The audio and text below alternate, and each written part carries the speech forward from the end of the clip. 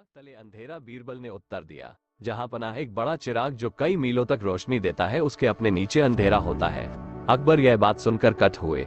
इस कहानी से शिक्षा, कोई भी व्यक्ति पूर्ण नहीं होता, अतः हमें अपनी एक अंधा और लालटेन। नमस्कार मित्रों, मैं हूँ कुमार सुजीत। एक छोटा सा बिसाया अंधेरा रातों पा हजारे कहानी, और कहानी अच्छा लगता तो लाइक सब्सक्राइब कमेंट कले नी वलना आपका प्यार। नेक्स्ट टॉपिक पा। ओम हरि ओम। वह अपने दोस्त के घर से भोजन कर वापस अपने घर लौट रहा था। इस बार भी उसके साथ हमेशा की तरह एक जली हुई लालटेन थी। वापस लौटते समय रास्ते में कुछ शरारती लड़कों ने उसके हाथ में लालटेन देखी तो उस पर हंसने लगे और उसका मजाक उड़ाते हुए कहा, अरे देखो देखो, अंधा लालटेन लेकर जा रहा है। अंधे को लालटेन का क्या काम? उनकी बात सुनकर अंधा विनम्रता से बोला, सही कहते हो भैया, मैं तो अंधा हूँ, देख नहीं सकता। मेरी दुनिया में तो हमेशा अंधेरा ही रहा है, मुझे लालटेन का क्या काम? मेरी आदत तो अंधेरे में जीने की ही है। लेकिन आप जैसे आंखों वाले लोगों को तो अंधेरे में जीने की आदत नहीं होती। आप लोगों को अंधेरे में देखने में समस्या हो सकती है। कहीं आप जैसे लोग मुझे अंधेरे में ना देख पाए और धक्का दे दे तो मुड़ा बेचारे क्या होगा। इसलिए ये लालटेन लेकर चलता हूँ ताकि आप अंधेरे में अंधे को देख सके।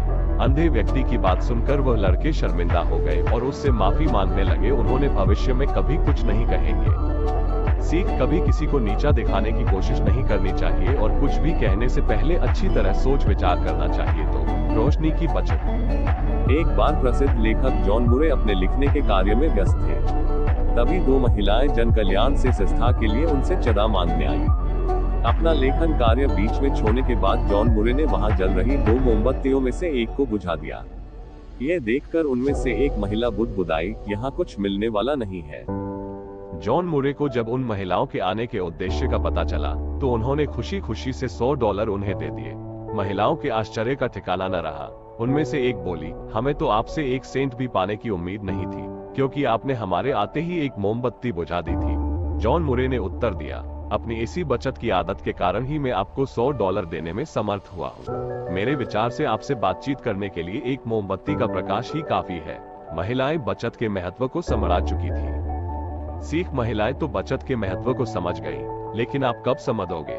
जल्दी समझिए वरना देर हो जाएगी और फिर पछताने से कुछ नहीं होता जब चिड़िया खेत चुग जाती है। ईमानदारी ही महानता है। आचार्य चाणक्य मगध साम्राज्य के स्थापक और सब कुछ थे। उनकी बुद्धि और सूझबूझ से मगध सम्राट चंद्रगुप्त भी संतुष्ट थे। इतने बड़े राज्य का संचालक होने के बाद भी चाणक्य साधारण सा जीवन जीते हुए घास फूस की बनी एक झोपड़ी में रहते थे। एक बार फहियान ने मगध देश में आचार्य चाणक्य की प्रशंसा सुनी तो वह उनसे मिलने राजधानी में आ पहुंचा। उस समय रात हो चुकी थी और चाणक्य अपना काम कर रहे थे। वहां तेल का एक दीपक जल रहा था। चाणक्य ने आगंतुक को जमीन पर बिछे आसन पर बैठने का अनुरोध किया। फिर वहां जल रहे दीपक को बुझाकर अंदर गए और दूसरे दीपक को जला कर ले आए। इस पर विदेशी व्यक्ति समझ नहीं सका कि जलते दीपक को बुझाकर बुझे हुए दूसरे दीपक को जलाना कैसी बुद्धिमानी हो सकती है। उसने संकोच करते हुए चाणक्य से पूछा, ये क्या खेल है? जलते दीपक को बुझाना और बुझे दीपक को जलना। जला था तो बुझाया ही क्यों और बुझाया तो जलाया ही क्यों?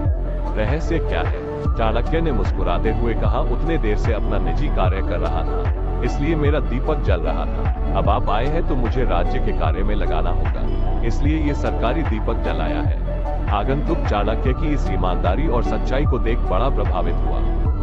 सीख, व्यक्ति के जीवन में ईमानदारी का एक गुण पूरी तरह से व्यक्ति को निखार देता है। इसलिए ईमानदारी के गुण को जीवन में अपनाकर अपना व्यक्तित्व निखारें। एक बार 2 यात्री धर्मशाला में ठहरे हुए थे। इसी बीच एक दीपक बेचने वाला आया।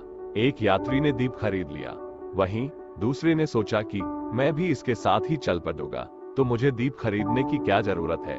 दीप लेकर पहला यात्री रात में चल पड़ा। दूसरा भी उसके साथ निकल गया। थोड़ी दूर चलने पर पहला यात्री एक और मोह गया, लेकिन दूसरे यात्री को विपरीत दिशा में जाना था, इसलिए वो वहीं रह गया और बिना उजाले के लौट भी नहीं पाया। सीख, महात्मा बुद्ध ने कहा कि भिक्षुओं, अपना दीपक खुद बनो। आपके कार्य ही आपका दीपक है, वही आपको मार्ग दिखाएंगे। बुढ़िया की सुई। एक बार गांव में एक बुढ़िया रात के अंधेरे में अपनी झोपड़ी के बाहर कुछ ढूंढ रही थी। तभी गांव के ही एक व्यक्ति की नजर उस पर पड़ी तो उसने पूछा, अम्मा, इतनी रात में रोड लाइट के नीचे क्या ढूंढ रही हो? इस पर बुढ़िया ने जवाब दिया कि कुछ नहीं, मेरी सुई गम हो गई है, बस वही खोज रही हूँ। फिर क्या था, वो व्यक्ति भी महिला के साथ में सुई खोजने लगा। कुछ देर में और भी लोग इस खोज अभियान में शामिल हो गए और देखते देखते लगभग पूरा गांव ही इकट्ठा हो गया। सभी बड़े ध्यान से सुई खोजने में लगे थे कि तभी किसी ने बुधिया से पूछा, अरे अम्मा, जरा ये तो बताओ कि सुई गिरी कहाँ थी। इस पर बूढ़ी महिला ने कहा, बेटा, सुई तो झोपड़ी के अंदर गिरी थी। ये सुनते ही सभी क्रोधित हो गए और भीड़ में से किसी ने ऊंची आवाज में कहा, कमाल करती हो अम्मा, हम उतनी देर से सुई यहाँ ढूंढ रहे हैं, जबकि सुई अंदर झोपड़े में गिरी थी। आखिर सुई अंदर खोजने की बजाय बाहर क्यों खोज रही हो? बुढ़िया बोली, क्योंकि रोड पर लाइट जल रही है, इसलिए। सीख ऐसा ही आज के युवा अपने भविष्य को लेकर सोचते हैं कि लाइट कहाँ जल रही है, वो ये नहीं सोचते कि हमारा दिल क्या कह रहा है, हमारी सुई कहाँ गिरी है। हमें ये जानने की कोशिश करना चाहिए कि हम किस फील्ड में अच्छा कर सकते हैं और उसी में अपना करियर बनाए। रोशनी की किरण रोहित 8वीं कक्षा का छात्र था। वो बहुत आज्ञाकारी था और हमेशा दूसरी की मदद के लिए तैयार रहता था।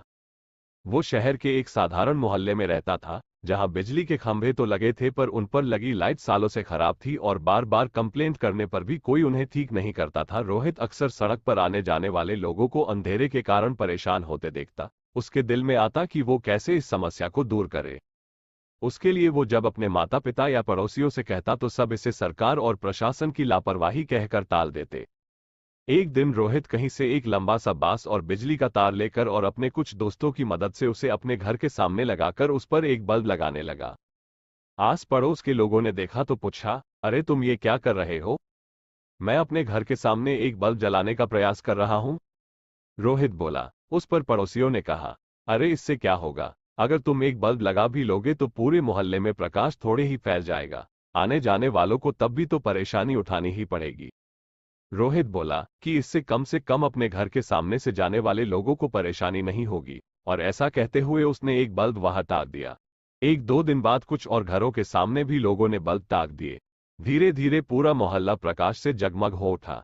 एक छोटे से लड़के के एक कदम ने इतना बड़ा बदलाव ला दिया था कि धीरे धीरे पूरे शहर ही गया।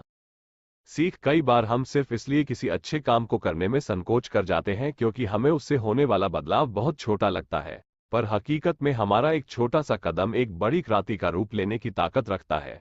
जैसा कि गांधी जी ने कहा है, हमें खुद वो बदलाव बनना चाहिए जो हम दुनिया में देखना चाहते हैं, तभी हम अंधेरे में रोशनी की किरण फैला सकते हैं। दैनिक भास्कर, दुनिया के सबसे महान वैज्ञानिकों में से एक थॉमस अल्वा एडिसन बहुत ही मेहनती इंसान थे। बचपन में उन्हें यह कहकर स्कूल से निकाल दिया गया था कि वह मंदबुद्धि बालक है, लेकिन उन्होंने कई महत्वपूर्ण आविष्कार किए, जिसमें से बिजली का बल्ब प्रमुख है। उन्होंने बल्ब का आविष्कार करने के लिए हजारों बार प्रयोग किए थे, तब जाकर उन्हें सफलता मिली थी। एक बार जब वो बल्ब बनाने के लिए कोई प्रयोग कर रहे थे, तभी एक व्यक्ति ने उनसे पूछा, आपने करीब 1000 प्रयोग किए, लेकिन आपके सारे प्रयोग असफल रहे, साथ ही आपकी मेहनत बेकार हो गई, क्या आपको दुख नहीं होता है?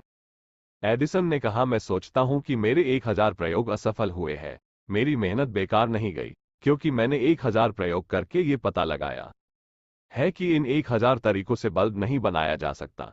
मेरा हर प्रयोग बल्ब बनाने की प्रक्रिया का हिस्सा है और मैं अपनी हर कोशिश के साथ एक कदम आगे बढ़ता हूं। आखिरकार एडिसन की मेहनत रंग लाई और उन्होंने बल्ब का आविष्कार करके पूरी दुनिया को रोशन कर दिया। ये थॉमस एडिसन का विश्वास ही था जिसने आशा की किरण को बुझाने नहीं दिया और पूरी दुनिया को बल्ब देकर रोशन कर दिया। सीख, 10 छोटे से किस्से से हमें यही सीख मिलती है कि किसी भी लक्ष्य की ओर बढ़ाया गया पहला कदम ही इंसान को सफलता तक ले जाता है। असफलता से न डरने वाले को ही सफलता मिलती है। 9. लालटेन की रोशनी। एक बार एक शिष्य ने अपने गुरु से कहा कि मैं अपने कठिनतम लक्ष्यों को कैसे प्राप्त कर सकता हूं। गुरुजी घोड़ा मुस्कुराए और कहा कि वह उसे आज रात उसके सवाल का जवाब देंगे। शिष्य हर रोज शाम को नदी से पानी लाता था ताकि रात को उसका इस्तेमाल हो सके, लेकिन गुरुजी ने उसे उस दिन शाम को पानी लाने से मना कर दिया। रात होने पर शिष्य ने गुरुदेव को अपना सवाल याद दिलाया तो गुरुजी ने उसे एक लालटेन दी और उसे नदी से पानी लाने को कहा। उस दिन अमावस्या थी और शिष्य भी कभी इतनी अंधेरी रात में बाहर नहीं गया था, अतः उसने कहा कि नदी तो यहाँ से बहुत दूर है और इस लालटेन के प्रकाश में इतना लंबा सफर इस अंधेरे में कैसे तय करूंगा। आप सुबह तक प्रतीक्षा कीजिए, मैं गागर सुबह भर लाऊंगा। गुरुजी ने कहा कि हमें पानी की जरूरत अभी है तो जाओ और गागर को भर लाओ।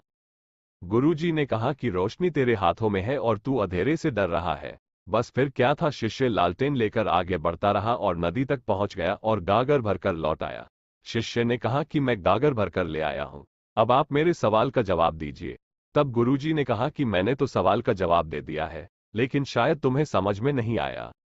सीख गुरुजी ने उसे समझाया कि ये दुनिया एक अंधेरी नगरी है, जिसमें हर एक क्षण एक लालटेन की रोशनी की तरह मिला हुआ है। अगर हम उस हर एक क्षण का इस्तेमाल करते हुए आगे बढ़ेंगे तो आनंदपूर्वक अपनी मंजिल तक पहुंच जाएंगे। लेकिन अगर भविष्य के अंधकार को देखते रहेंगे तो कोशिश करने से पहले ही हम विफल हो जाएंगे। ओम हरि ओम।